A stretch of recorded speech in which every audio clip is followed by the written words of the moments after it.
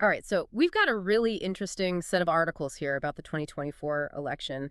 It's kind of wild to see January 6th back in the news so heavily. Yeah, you don't usually see something from 4 years ago become, a central campaign issue. Exactly. Like, just to refresh everyone's memory, January 6th was when Trump refused to concede the election. And while, his supporters stormed the Capitol, what I'm trying to wrap my head around is why it's coming up asterisk now, asterisk fest. I think two names really stand out, Special Counsel Jack Smith, and then there's Liz Cheney. Oh, okay. That's an interesting combo. How are they connected to all of this? Well, Jack Smith is leading the investigation into, the attempts to overturn the 2020 election.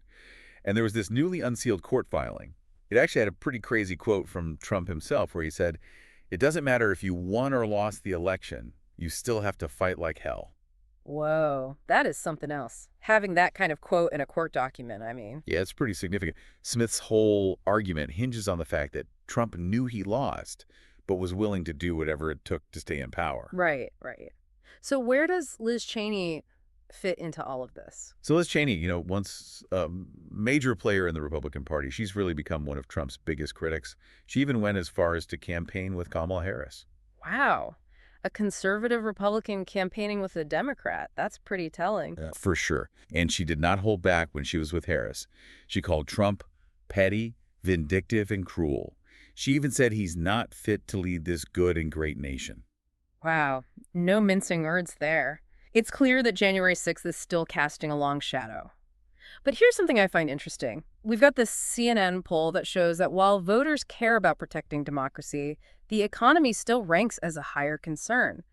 So if January 6th was such a big deal for democracy, why isn't it at the very top of more voters' minds? Well, that's where it gets really interesting. You see, Trump has managed to spin a whole different story for his supporters. They don't see him as a threat to democracy. To them, he's a victim of political persecution. So it's like he flipped the script. Exactly. He keeps repeating that the election was rigged and has even said there will be retribution if he gets elected. And that message, it seems to resonate with a lot of people who are feeling disillusioned with the government. So we've got this major event from the past impacting the current election, but not everyone views it the same way. It's a complicated picture for sure. Yeah, it really is. And it seems like this difference in how people see January 6th, it's showing up in how the candidates are approaching this election, too. Absolutely. There's like a huge difference between Biden and Harris's strategy and what we're seeing from Trump. For sure. I mean, Biden, he's hinted at Trump being a threat to democracy before, but it feels like the focus has shifted, especially with Harris. She's really emphasizing generational change and, those core issues. It's a tough line to walk. They have to address the whole "is American democracy really in danger" thing, but without, alienating voters who might be more worried about what's right in front of them. Like their jobs or how much groceries cost or if their kids will have a decent future, that sort of thing. Exactly, those everyday concerns. And then there's Trump, still pushing that 2020 election narrative. He's going after the legal system, even said he'd pardon those involved in the January 6th riot. It's kind of wild when you actually think about it. Like, Yeah. he could be back in the White House, asterisk after asterisk, trying to overturn the very election that could put him back there. Yeah. It's a lot. Talk about irony, right?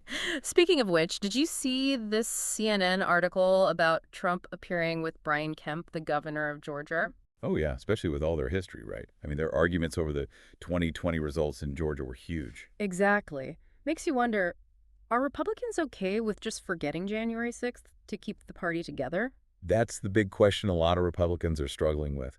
Do they support a candidate who's, let's be honest, totally disregarded Democratic norms, or risk losing a big chunk of their voters? It's not an easy choice. And that's kind of the heart of it, isn't it? Trump's grip on the Republican Party, it's so strong that January 6th might not be the deciding factor people think it is. It's a massive factor, no doubt. Mm-hmm. And it really makes you wonder, what would a second Trump term even look like for the country?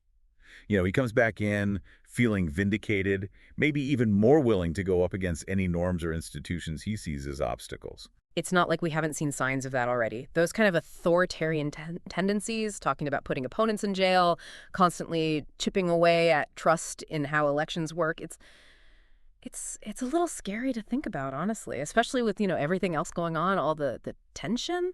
Hard not to worry about things, I don't know, boiling over. Like, could we see more of that unrest, maybe even violence around the next election? Yeah, it's a real concern. The current climate, it's It's not exactly reassuring. So what can we even do? How do we make sure that whoever wins the transfer of power is peaceful? That's the million-dollar question, isn't it? Yeah. I think we need strong civic engagement. People need to get out and vote, be informed, make their voices heard. But it can't just be that. We need a clear message from both parties that violence and intimidation are unacceptable.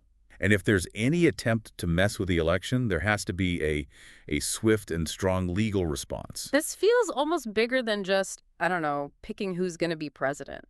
I think you're right. It's about something much more fundamental. It's about, even when it's hard, reaffirming those democratic values. Like we're at this crossroads and we have to decide.